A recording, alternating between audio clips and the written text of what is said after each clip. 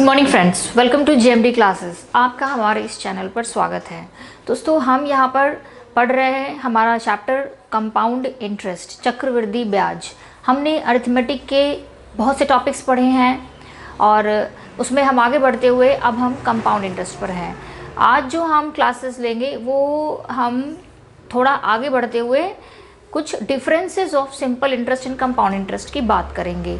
तो अगर आप चाहें तो हमारे इस टॉपिक का स्टार्टिंग से जो वीडियो है, बेसिक से जो स्टार्ट है, वो आप चाहें तो पहले आप देख सकते हैं और उसके बाद फिर इस वीडियो को कंटिन्यू कर सकते हैं।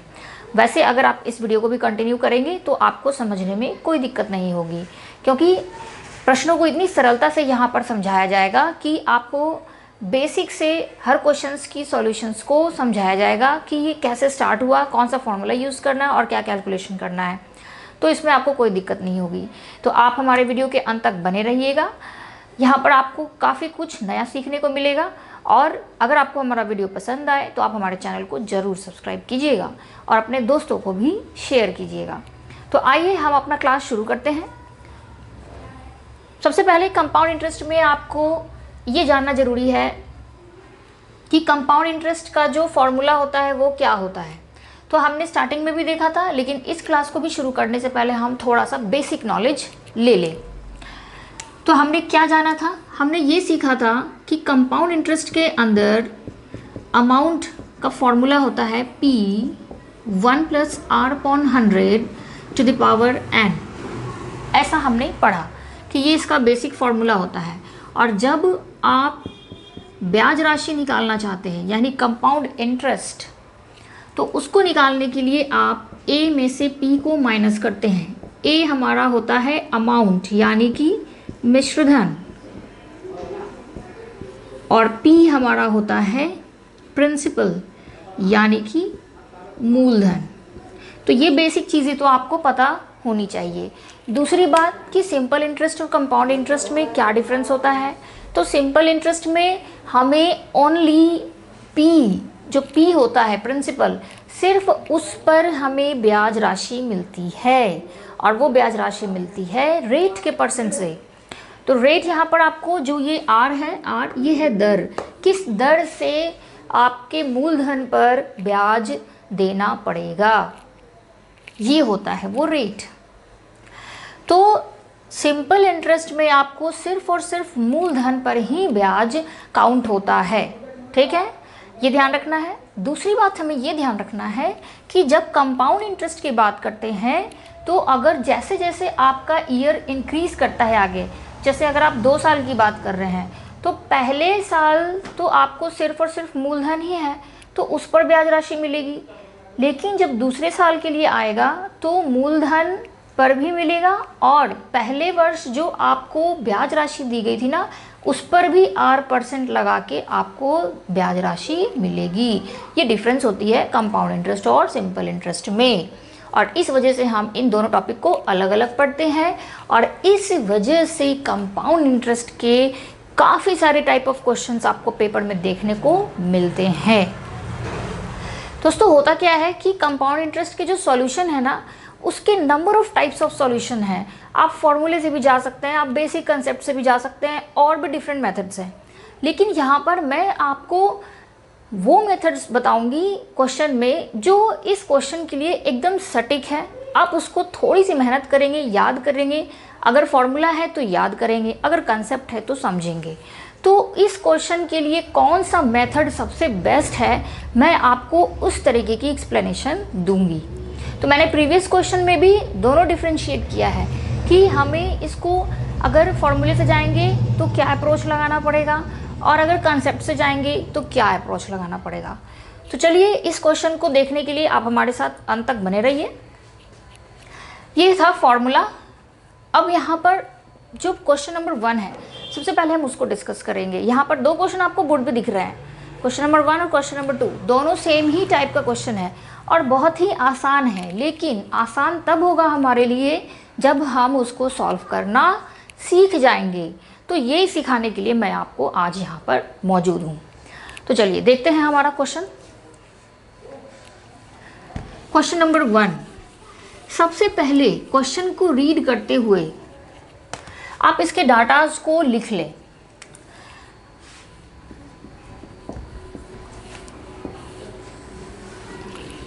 तो हम क्वेश्चन नंबर 1 देख रहे हैं। क्वेश्चन नंबर 1 में कह रहा है किसी निश्चित धनराशि पर 2 वर्ष के लिए, तो सबसे पहले हमें क्या दिया है, 2 वर्ष हमने लिख लिया, 2 वर्ष के लिए 5% के वार्षिक दर। अब हमें रेट क्या दिया हुआ है, 5% पर एनम, ठीक है, वार्षिक दर से चक्रवृद्धि ब्याज और साधारण ब्याज का अंतर।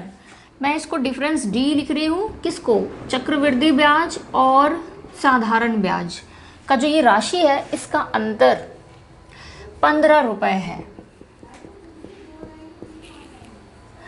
धनराशि ज्ञात करें, तो धनराशि ज्ञात करें, कौन सी धनराशि ज्ञात करें, वो धनराशि ज्ञात करें जिस पर आपको ब्याज मिलता है। तो वो धनराशि कौन सी होती है, मूलधन या मिश्रधन, बताइए, मूलधन यानी प्रिंसिपल। तो ये आपको मूलधन ज्ञात करना है।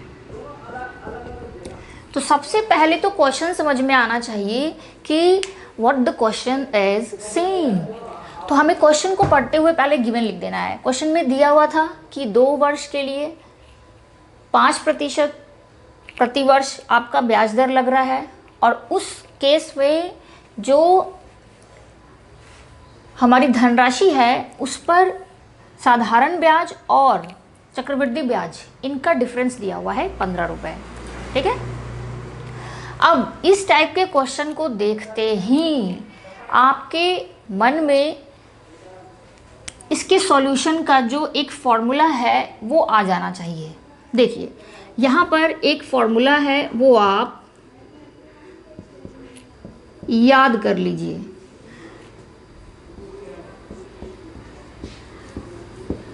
ये एक फॉर्मूला है, ये फॉर्मूला कैसे आता है वो भी मैं आपको बताऊंगी। पहले यहाँ पर देखिए मैंने क्या लिखा है, ये फॉर्मूला आप याद तो करेंगे ही लेकिन सब पर नहीं लगाएंगे। ये फॉर्मूला की कंडीशन है ओनली फॉर 2 इयर्स। तो हमारे ये क्वेश्चन में टाइम कितना दिया हुआ है, 2 वर्ष। तो आपको ज़्यादातर क्वेश्चन जो है पेपर में वो 2 वर्ष और 3 वर्ष के लिए ही पूछा जाता है। तो ये हमने 2 वर्ष के लिए ओनली फॉर 2 इयर्स ये फॉर्मूला याद करना है। ये सारी चीज़ें मैंने यहाँ बोर्ड पे लिखी है कि डी मैंने किसको डिनोट किया है, CI और SI के डिफरेंस को, P मूलधन, R रेट परसेंट। यहाँ इसको समझने के लिए आप, वैसे अब तक मैंने कैपिटल में यूज़ किया है तो आप कैपिटल लिख सकते हैं, कोई दिक्कत नहीं है, कैपिटल लिखिए या स्मॉल लिखिए, R है तो वो हमारा रेट परसेंट ही है। बस इस फॉर्मूले को आप यूज़ करेंगे। और यहाँ 2 क्यों आया, क्योंकि ये 2 वर्ष है तो इसलिए आप 2 है। तो इस फॉर्मूले को अगर आप याद रखते हैं तो क्वेश्चन आप तुरंत विदिन अ सेकेंड आप इसको सॉल्व कर सकते हैं। इसका सेकंड मेथड भी मैं आपको बताऊंगी, लेकिन ये मेथड इस टाइप के क्वेश्चन के लिए बहुत ही आसान है। बिल्कुल बिना समय गंवाए आप इसको पेपर में परफॉर्म कर सकते हैं। तो क्वेश्चन के टाइप को माइंड में स्टोर करके रखना बहुत ज़रूरी है, और थोड़ा सा अपने कैलकुलेशन पर भी मेहनत करना होता है। क्योंकि अगर ऐसा हुआ कि आप कंसेप्ट जानते हो, आपने उसको अप्लाई भी कर दिया, बट आप कैलकुलेशन में टाइम ले रहे हो या आपने गलत कैलकुलेशन कर दी, तो सारी मेहनत पानी में। इसीलिए मैथ्स में आपको थोड़ा सा ध्यान अपने कैलकुलेशन पर भी देना होता है कि आप मल्टीप्लाई, डिवाइड या एडिशन, सब्सट्रैक्शन जो भी है वो आप प्रॉपर कर पा रहे हैं कि नहीं। आप अगर स्पीडली कर रहे हैं तो उसमें मिस्टेक होने के चांसेस कम हो। तो इस तरीके की चीज़ें आपको ध्यान देनी होती है। बाकी ओवरऑल इस टाइप का क्वेश्चन जो है वो बहुत आसान होता है, बस ये फॉर्मूला याद रखेंगे। अब इस क्वेश्चन में आपको P फाइंड आउट करना है और D, R ये सब दिया हुआ है। तो अब अगर मैं इसमें वैल्यू पुट करूँ तो क्या आएगा, देखिए। तो D आपको दिया हुआ है 15, P फाइंड आउट करना है, रेट परसेंट दिया है 5 और ये होल स्क्वायर। बस आप इसको सॉल्व करके आंसर फाइंड आउट कर लेंगे। तो यहाँ से ये ब्रैकेट के अंदर ही सॉल्व कर सकते हैं आप। 20 25 100 होता है, तो ये क्या आ रहा है, 20 का स्क्वायर 400, ऊपर 1 है बचा है तो 1 का स्क्वायर 1। यहाँ से अब आप क्रॉस मल्टीप्लिकेशन कर दीजिए तो ये दोनों मल्टीप्लाई हो जाएंगे, यानी 15 गुने 400, 15 चौके 60। तो ये आपको 6000 रुपये आपका P आ गया है, यानी ऑप्शन सी। तो अब देख सकते हैं कितना आसान था। तो यहाँ सबसे पहले मैंने आपको क्या समझाया कि क्वेश्चन पढ़ते हुए आपको गिवन टर्म्स लिख देना है कि ये चीज़ें हमें क्वेश्चन में प्रोवाइडेड है, क्योंकि जब आप ये चीज़ नहीं लिखेंगे ना तो ये आपका कंसेप्ट माइंड में आएगा ही नहीं कि हमें इसमें करना क्या है। अब आप देख सकते हैं कितना जल्दी इसका सॉल्यूशन हो गया। हमें बस 2 साल के लिए ये फॉर्मूला याद रखना है कि जो डिफरेंस है, जो अंतर है CI और SI का, वो बराबर होगा P इंटू R/100 के होल स्क्वायर। तो चलिए इसका आपको सेकंड अप्रोच भी मैं बताती हूँ, पहले आप इसको समझ लें तब हम आगे बढ़े।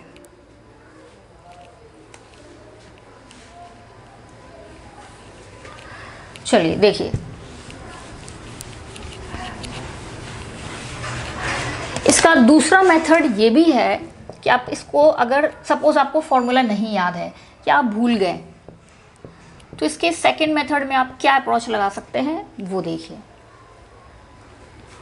जैसे यहाँ पर आपका रेट परसेंट है 5% और 2 साल के लिए, तो टोटल जो आपका रेट हो जाएगा 2 साल के लिए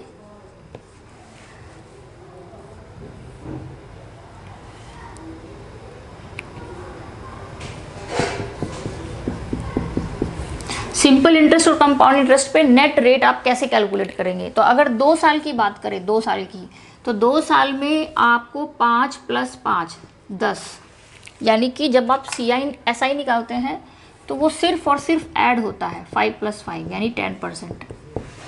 लेकिन जब यही CI की बात होती है, कंपाउंड इंटरेस्ट, तो उसमें वो फॉर्मूला लग जाता है। आपको थोड़ा सा मैं याद दिला दूँ, परसेंटेज पढ़ते समय हमने एक फॉर्मूला पढ़ा था कि अगर किसी नंबर को X% से बढ़ाया जाए और बढ़े हुए नंबर को फिर Y% से बढ़ाया जाए, तो जो वास्तविक संख्या थी उसमें नेट कितने प्रतिशत की चेंजेस आई, ठीक है ना। वहाँ परसेंटेज में हमने इसको डिस्कस किया था। तो वो फॉर्मूला होता है X + Y + X × Y/100, ये फॉर्मूला होता है, ठीक है। तो कंपाउंड इंटरेस्ट का केस भी यही है कि अगर आप 2 साल की बात करते हैं ना, तो पहले तो उस प्रिंसिपल अमाउंट पे R% की चेंजेस हुई और फिर दोनों को ऐड कर दिया जाए, यानी नेट अमाउंट 1 साल के बाद प्रिंसिपल प्लस इंटरेस्ट, अब उस पर फिर से R% लगाया जाता है, तो फाइनल अमाउंट हमें 2 साल बाद मिलता है। इसीलिए ये वाला कंसेप्ट CI पर लग जाता है। यानी जब आप CI कैलकुलेट करेंगे तो ये 5% को 5 + 5 + 5 × 5/100 ये आ जाएगा। यानी ये तो हो गया 10 और ये 25/100 यानी 0.25, तो 10.25%। देख रहे हैं ना क्या डिफरेंस आ रहा है SI और CI में। तो SI और CI में जो डिफरेंस आ रहा है वो डिफरेंस आ रहा है 0.25% का, ठीक है ना। सिर्फ रेट से हमने 2 साल के लिए दोनों की नेट परसेंटेज कैलकुलेट कर ली और उस रेट डिफरेंस को आप कंपेयर कर देंगे अमाउंट से। 15 रुपये, 15 रुपये दिया हुआ है आपको, ये डिफरेंस 15 रुपये। तो जब किसी अमाउंट का 0.25% 15 रुपया है, तो उस अमाउंट का 100% कितना बताएंगे, 15/0.25 × 100। बस हम इसे कैलकुलेट कर लेंगे। तो जब ये डेसिमल हटेगा, तो डेसिमल के बाद 2 डिजिट है, तो आप ऊपर 100 से मल्टीप्लाई कर देंगे और 25 कैंसिल आउट करेंगे, 25 को आप 4 बार गुना करेंगे, 25 चौके 100। यहाँ से आपका आंसर, अब इन तीनों को मल्टीप्लाई कर दीजिए, तो 15 चौके 60 और ये 100, कितने आए, 6000 रुपये। तो ये था आपका दूसरा तरीका। अगर आप फॉर्मूले से प्रोसीड नहीं करना चाहते या आप फॉर्मूला स्किप कर गए आप माइंड से, या आप फॉर्मूले को याद नहीं कर पाए या लास्ट टाइम में आपको याद नहीं आया, तब इस कंसेप्ट का आप इस्तेमाल कर सकते हैं। लेकिन ये कंसेप्ट आपको समझना होगा कि CI का जो थ्योरी है उसमें हमें इंटरेस्ट पर भी इंटरेस्ट मिलता जाता है आगे। तो अगर 2 साल की बात हो रही है तो जो यहाँ पर 5% और 5% दिया है उसका आप नेट इंटरेस्ट निकाल लेंगे, तो वो हो जाएगा 10.25%।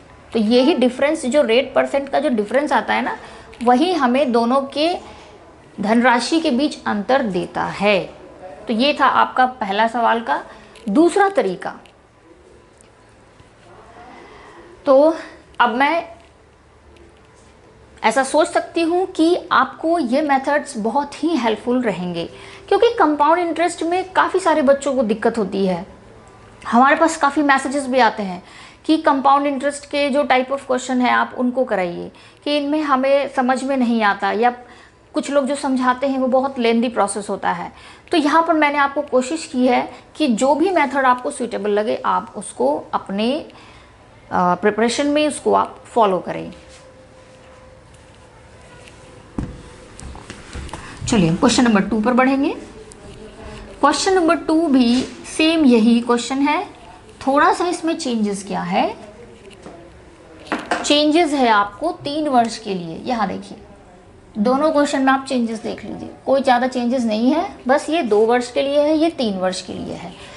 रेट परसेंट भी यहाँ पे 5% था, वो मैंने 5% ही लिया है। और यहाँ पर जो दोनों का अंतर है कंपाउंड इंटरेस्ट और सिंपल इंटरेस्ट, वो है 36.6 यानी 36.60 रुपीज़। तो 3 वर्ष के लिए जो फॉर्मूला होता है वो आप याद कर ले। 3 वर्ष के लिए फॉर्मूला होता है D is equal to P R/100 की पावर 2, और आगे ये फॉर्मूला हो जाता है 3 + R/100 इंटू, यानी पहले जो था वो तो आपको रखना ही है, साथ ही साथ 3 + R/100 भी आ जाता है। तो ये शॉर्ट फॉर्म में आप फॉर्मूला को याद रख सकते हैं, क्योंकि ये डिराइव्ड है। जब आप एक्सप्रेशन जो है अभी हम देखेंगे 2 वर्ष के लिए, तो वहाँ पर हम इस चीज़ को समझेंगे कि किस तरह से इसकी वैल्यू को डिराइव किया जाता है, इस रिलेशन को। और अगर आप इसको याद रखते हैं तो बड़े आसानी से आप पेपर में सॉल्व कर सकते हैं इस क्वेश्चन को, बिल्कुल टाइम नहीं लगेगा आपको। तो यहाँ पे एक बार फिर से फॉर्मूला को देख लीजिए। 3 साल अगर दिया हो तो यहाँ पर आप D is equal to P R/100 square, और ये 3 + R/100 आप यूज़ कर सकते हैं। तो ये फॉर्मूला है पर एनम के लिए, प्रति वर्ष के लिए।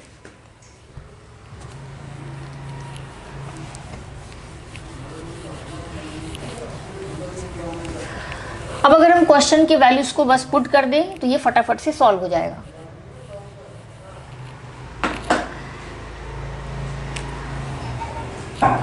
जैसे देखिए यहाँ पर आपको डिफरेंस दिया है 36.6, ये हो गया प्रिंसिपल, रेट परसेंट 5, और ये आप 3 + 5/100। तो यहाँ से ये 1/20, यानी इसको आप लिख सकते हैं 1 का स्क्वायर, और ये 2 का स्क्वायर 4, यानी 20 का 400। और यहाँ पर जब आप इसको सॉल्व करेंगे 3 + 1/20, तो 20 एलसीएम लेंगे, और ये 20 × 3 कितना हो जाएगा 60, 60 + 1 61। अब आप यहाँ से P कैलकुलेट कर सकते हैं। तो P हमारा क्या आ गया, क्रॉस मल्टीप्लिकेशन कर दीजिए, ये 400 और ये 20 ऊपर और ये 61 नीचे। डेसिमल हटाएं आप, जब डेसिमल हटाएं तो उसके डिजिट्स काउंट कर लें, तो इसके पीछे सिर्फ और सिर्फ एक डिजिट है, तो यहाँ पर ये आप 10 लिख सकते हैं। ठीक है, अब आप देख सकते हैं कि 61 डायरेक्ट इसका फैक्टर है, कितने टाइम 6, 6 × 1 = 6, 6 × 6 = 36। यहाँ से ये 10 आप किसी भी एक जीरोस को हटा दें। अब फाइनल आंसर आप यहाँ से देख लीजिए, सबको मल्टीप्लाई करना है, डिनोमिनेटर में कुछ भी नहीं बचा, 4 × 2 = 8 और 6 × 8 = 48, 100। ठीक है, तो ये है आपका ऑप्शन डी। तो 3 वर्ष के लिए आप अगर ये फॉर्मूला याद रखते हैं तो ये क्वेश्चन आप बहुत ही फटाफट बना सकते हैं। अब आइए हम थोड़ा उसको जान लें कि 2 इयर्स के लिए कैसे वो फॉर्मूला होता है, वो फॉर्मूला क्यों हम ऐसा लिखते हैं, तो हम उस पर भी थोड़ा सा विचार कर लें।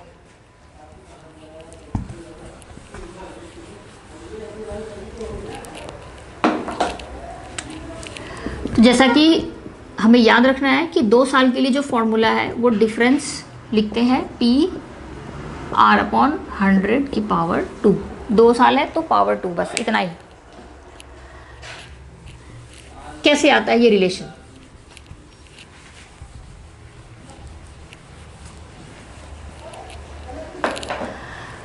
तो ये जो डिफरेंस है, ये डिफरेंस है आपका कंपाउंड इंटरेस्ट और सिंपल इंटरेस्ट का, ठीक है। तो यानी कि अगर आप कंपाउंड इंटरेस्ट में फॉर्मूला लिखेंगे तो इंटरेस्ट अमाउंट माइनस पी, और ये अमाउंट आप क्या लिखते हैं कंपाउंड इंटरेस्ट के अंदर? P1 + R/100⁻n, ऐसा लिखते हैं। तो ये n अगर 2 साल की बात की जाए तो n यहाँ पर कितना हो जाएगा? 2। अब आप a + b का होल स्क्वायर का फॉर्मूला लगाएं तो a² + b² + 2ab, तो a तो आपका 1 है,